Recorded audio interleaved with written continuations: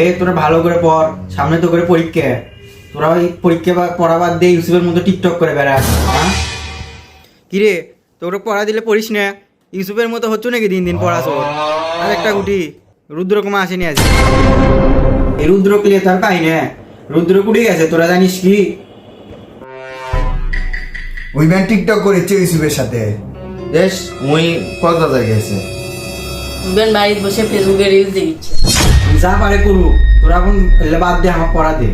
তোর সামনে এসএসসি পরীক্ষা, আর তো করে দুইজনের এইচএসসি। তোকে তো দেখে মনে হয় না যে তোরা এইচএসসি পরীক্ষা দিব, এসএসসি পরীক্ষা দিব। দেখে তো মনে হয় ক্লাস 12 পড়িস তোরা। এদিকে তোকে না পড়া দিছিলাম, দেখি পড়া বের কর, সময় দেওয়া যাবে লয়। তুই আগে ক। হ্যাঁ স্যার দিচ্ছি, 1 মিনিট না পড়ি। এই তোরা পড়িস এখন, মানে পড়া দে আমার। এই তোর বই নিতে ফোন কে রে? স্যারের পার্সোনাল জিনিস সবসময় সাথে সাথে থাকে। হ্যাঁ আছে তাহলে। এই মেলা আছে, অপরিচিত গল্প আছে না, ওই গল্পের মূল ভাবটা লেখতো না।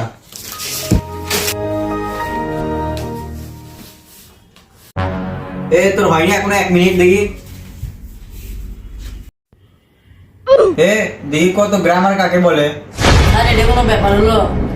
গ্রামের চাচা চাচি দাদা দাদি নিয়ে যে পরিবেশ গঠিত হয় তাকে গ্রামার বলে।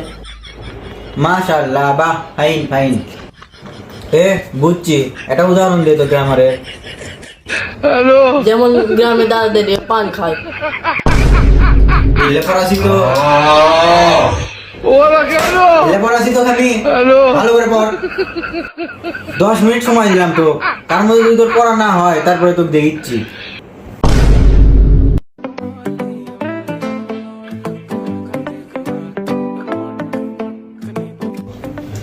ভালো করে লেখ, দেখে লিখিস না। ভালো করে লেখ, দেখে লিখিস না। স্যার জিবিটি বের কর, পার করা যাচ্ছে না। তা এতে পাশে লেখা আছে। স্যার লেখা হচ্ছে শেষ। স্যার ফোন থন, লেখা শেষ। ও কি করে?